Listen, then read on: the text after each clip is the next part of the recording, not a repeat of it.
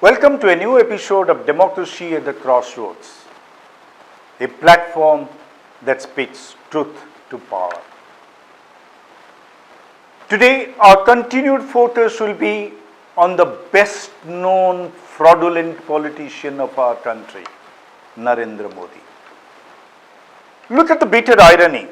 This fraud, after spreading communal venom for weeks together in the election meetings, has now flown to Vivekananda Rock Memorial in Kanyakumari to meditate for peace. Modi sycophants explain, and the servile media echoes the same argument, that Vivekananda had attained enlightenment in those rocks in the southern tip of India. And Narendra Modi, a true follower of Vivekananda, will follow the footsteps of this great spiritual leader of the 19th century. What a travesty to call a political thug like Narendra Modi an ardent follower of Swami Vivekananda. Come to think of it, Swami Vivekananda had conveyed to the world the universalist ethos of the Hindu religion. It's he who made the world admire the very essence of Hinduism as a religion, that it's a religion based on tolerance and respect for fellow human beings. Vivekananda had said, a true Hindu would die but would not forsake those basic tenets which his religion or her religion stands for. And look at this fraud politician Narendra Modi, who had pushed out even the Shankaracharyas to don the mantle of the Hindu leader during the Ram temple consecration ceremony. This fraudster now aspires to be the spiritual progeny of Swami Vivekananda. Swami Vivekananda spread the message of love among religions, among all adherents of all the religions of the world. Western media described Vivekananda as a lighthouse of universal brotherhood.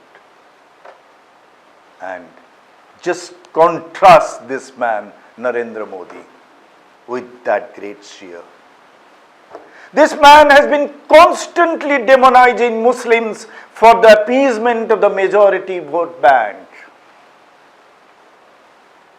Throughout his political career, this Narendra Modi has been inciting the Hindus to turn against the Muslims. Under this man's active watch, as the Chief Minister of Gujarat, communally incited Hindu murders ended up killing almost 3,000 Muslims. As a Prime Minister of India, this man is inciting Hindus every other day by calling Muslims infiltrators, using dog whistles as baby producing machines. होने का कीमत का मुद्दा नहीं है, उसके जीवन के सपनों से जुड़ा हुआ है। तुम उसे छीनने की बात कर रहे हो अपने मैनिफेस्टो में। गोल ले लेंगे, सबको वितरित कर देंगे। और पहले जब उनकी सरकार थी, उन्होंने कहा था कि देश की संपत्ति पर पहला अधिकार मुसलमानों का। ये संपत्ति इकट्ठी करके किसको बांटेंगे? जिनके ज्यादा बच्चे हैं उनको बांटेंगे। घुसपैठियों को बांटेंगे। And You call such a man a true follower of Swami Vivekananda? Can there be a bigger insult for the great monk, whom the world avers as the apostle of peace? Look at this man, after spreading communal poison for weeks, he says he is heading to Kanyakumari to meditate for peace. Even if you grant him the benefit of doubt that he wants to do penance after spreading hatred for days, weeks and months, well, many people want to reform themselves. But look at this fraud.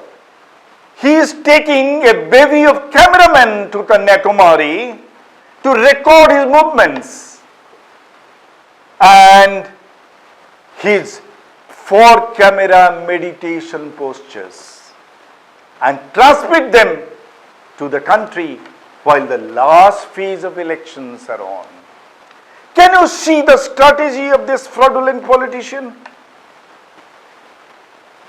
In the last 2 months, as the star campaigner of the BJP, in meeting after meeting, he openly mobilized the Hindu vote bank by talking of Ram Mandir and by spewing hatred against Muslims.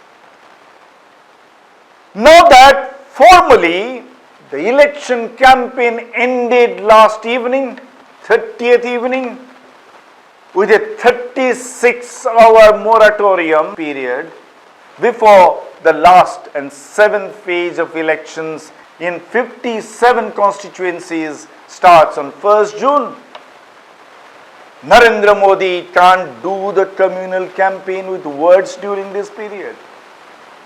So, he hit up on this strategy. Carry on the communal campaign without speaking a word. How? Head to Kanyakumari and transmit images of a pious man in a meditative pose to send out a clear signal to devout Hindus to cast their lot with him. Look at the sense of timing of this fraudster.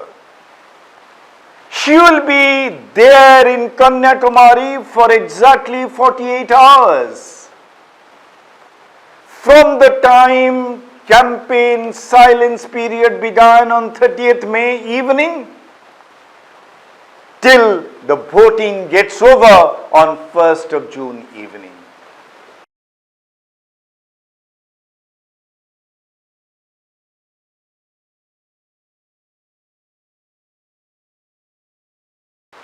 As soon as the voting ends, there is no need for any more messaging.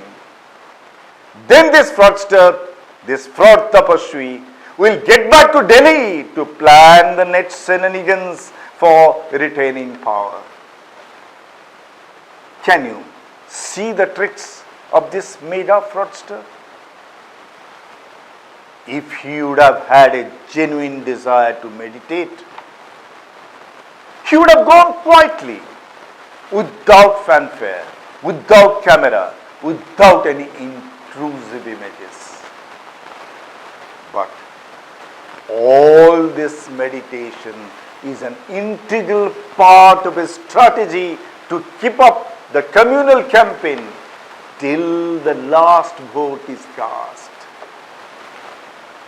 And to call such a sinister man an ardent follower of Swami Vivekananda, India's most profound spiritual leader, well, that's a blasphemy.